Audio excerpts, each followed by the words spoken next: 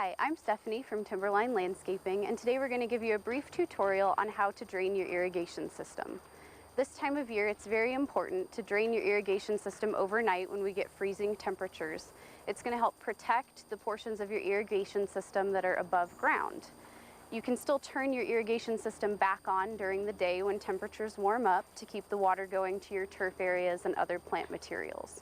We're going to start out inside of your house with how to turn off the water to your irrigation system. So here we are inside of the home. We're going to turn off the water. That's our first step. It's going to be near to your water heater and other systems here. Yours may not look exactly like this, but should be similar. So you've got your main water shut off for the house, which would be these valves here. Your irrigation system is going to tee off of that main line. So here is where our irrigation turns off. You can see that here our valve is in line with the pipe, which means that the water is turned on to the system. So we're just going to turn that 90 degrees to shut off the water. So since we've done it at the tee, we've only turned off the water to the irrigation system itself, which is going to keep the water going to the rest of your home. So for our next step, we are out at our backflow. This is typically going to be on the side of your home. You're going to have something that looks very similar to this.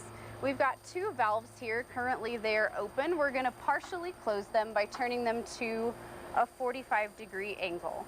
We don't want to close it all the way because we don't want to block that water in completely. We want to leave room for it to escape and move as things freeze. Next, we're going to take a dime or a screwdriver, and we're going to turn our test cocks here to a 45-degree angle as well. You just want to match it up with the angle of your ball valve. So here we've got two of them. You may have more of these that you need to open. And lastly, here we are just going to open our valve at the bottom, and you will see some water escaping to let that water drain out. That means that we now have this prepped, all of the water drained out, so that we're good to go for a freeze overnight.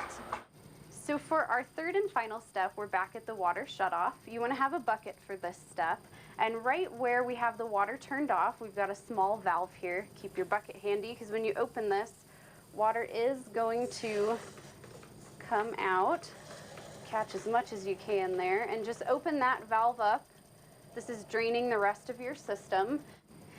So now that the water is flushed out of the system, we want to make sure we put this cap back on here nice and tight. So now that your system is drained, it's protected from freezing temperatures overnight.